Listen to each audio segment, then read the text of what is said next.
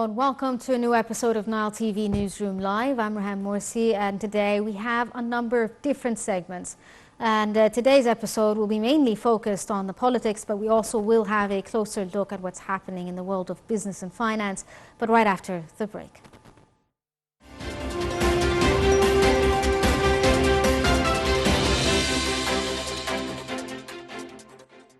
Starting off with politics, President Abdel Fattah al-Sisi received on Tuesday AU Commission Chief Moussa Faki. Presidential spokesman Councillor Ahmed Fahmy said the meeting, which was attended by Foreign Minister Sameh Shoukry, is held on the sidelines of a gathering of a special envoy to Africa for the support of peace and security on the continent. He said the President welcomed Faki's participation in the event and expressed a willingness to boost joint African action in fields relating to economic integration and regional inclusion, peace and security, institutional reform of the AU, as well as cooperation with international partners. For his part, Faki said Egypt is a heavyweight in the African continent, adding that the values efforts of Cairo to boost development in Africa and contribute to preserving the political and security situation within the continent. He said Cairo has expended full objective and logistical backing to the envoys' meeting, describing it as an important platform to exchanging expertise and various experiences to contribute to settling strives and building peace. The spokesman also said the meeting discussed various issues on the regional and continental stage and developments to a number of African issues and efforts to settle them politically, especially in the Sahel and Horn of Africa region. Developments in Sudan also topped the agenda of the talks.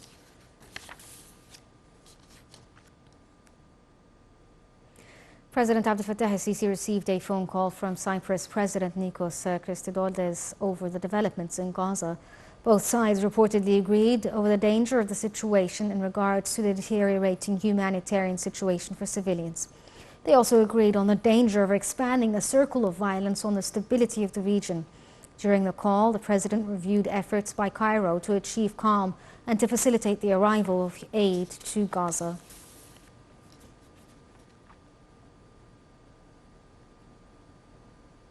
Earlier in the week, President Abdel Fattah al-Sisi asserted that Egypt is exerting its utmost effort to contain the deteriorating situation in the Palestinian Gaza Strip and to prevent other parties from entering the conflict.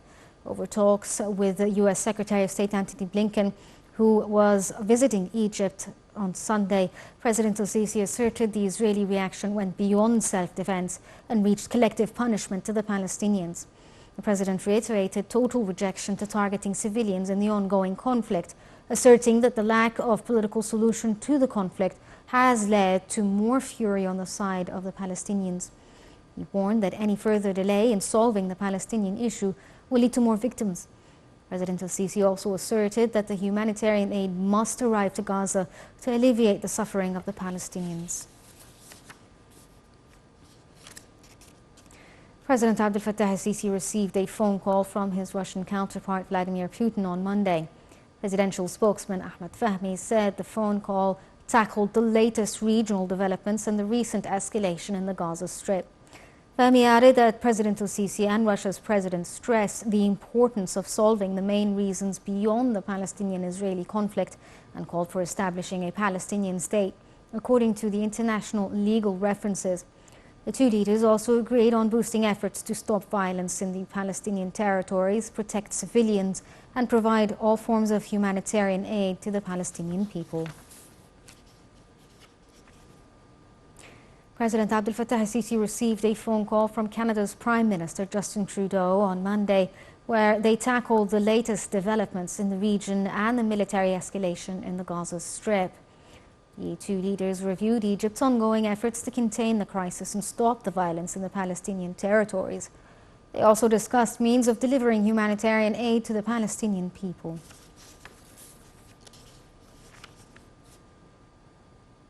President Abdel Fattah al-Sisi received a phone call from his French counterpart Emmanuel Macron in the frame of continuous consultations regarding the latest developments in the Gaza Strip. Presidential spokesperson Councillor Ahmed Fahmy said the two sides expressed worries with the escalating humanitarian situation in Gaza as they reviewed the diplomatic efforts exerted to halt the violence. They also tackled the role of Egypt to facilitate the entry of humanitarian aid to the residents in the Strip. Foreign Minister Sameh Shoukry on Sunday discussed with the Secretary of the Palestinian Liberation Organization's Executive Committee, Hassan al-Sheikh, means of putting an end to the Israeli aggression on Gaza that continued for an eighth day. The discussion was made on a phone call during which the two sides shared opinions over needs to enhance international efforts to press for a halt to the Israeli attacks in Gaza and to urgently open humanitarian corridors into the besieged territory.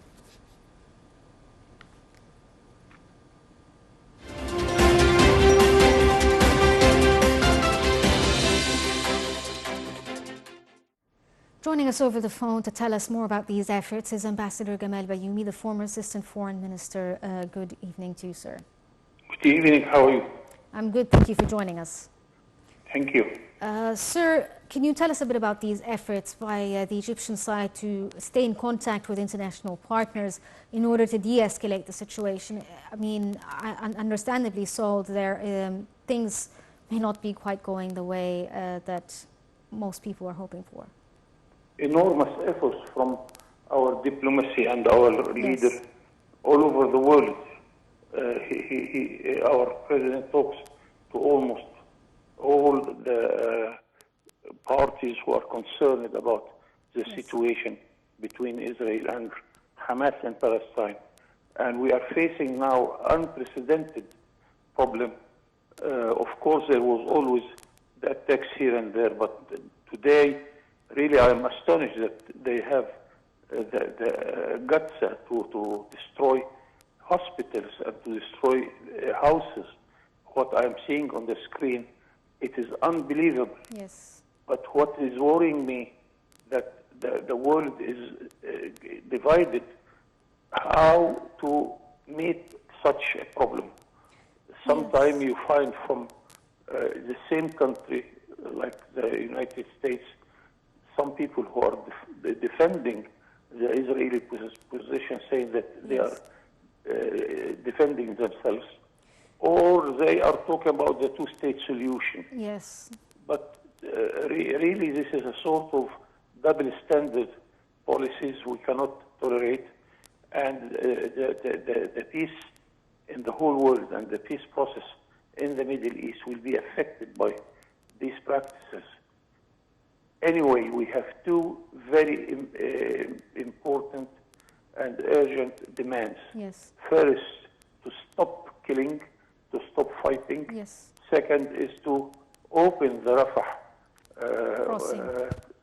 port in order to allow the supplies of water and medicine and food even, in order to keep our brothers in Gaza alive. This is something which is not acceptable under any law, even the law of war.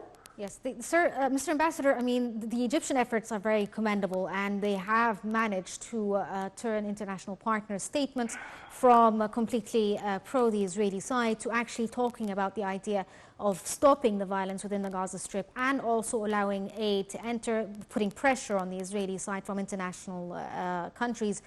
But it seems that they have fallen on deaf ears when it comes to the Israeli side. They're not really listening to anyone. Yes, we have a problem in Israel since some time, because since the establishment of Israel, there wasn't any one party could have the majority to rule the country. So it is always ruled by an alliance between either the Labour or the Likud. Now it is worse, because neither the Likud or the Labour Party is not in. And we have a sort of coalition between very extremist small parties, where the Minister of Defense is attacking Al-Aqsa Mosque by himself, and where the army and the police of Israel is helping those who are attacking a mosque. Yes. And there isn't any historical background to say that there was a stone belongs to the Israelis in this place. Yes. So it is really a sad story. But the worst thing that the international media is not fully aware Yes. And as you may have witnessed with us, one of the main channels of information was instructing their representatives in Gaza to make a scene that they are attacked, and they were not. Yes, even the international media is biased yes, it is, to Israel, and there is sort of fear if they say the truth. And in my small experience, whenever you sit in a closed room with any international diplomat, even from the America or Europe, he would tell you that this is unfair situation. But in They front don't say of it the out camera loud, and the yes. microphone, they come with another face totally. So we have to live with this. Yes. But I think we are doing fine. We are doing Yes. whatever it takes in order to make the life of the Palestinian bearable. So I hope that in the few days to come, we shall find a way to skip end the out of violence, this yes. situation. Well, here's hoping that the Egyptian leadership is able to immediately help in resolving and stopping the violence there and getting in aid. Ambassador Gamal Bayoumi, the former Assistant Foreign Minister, thank you so much for joining us and shedding light on this topic. We're going to take a short break and move on with the rest of the episode.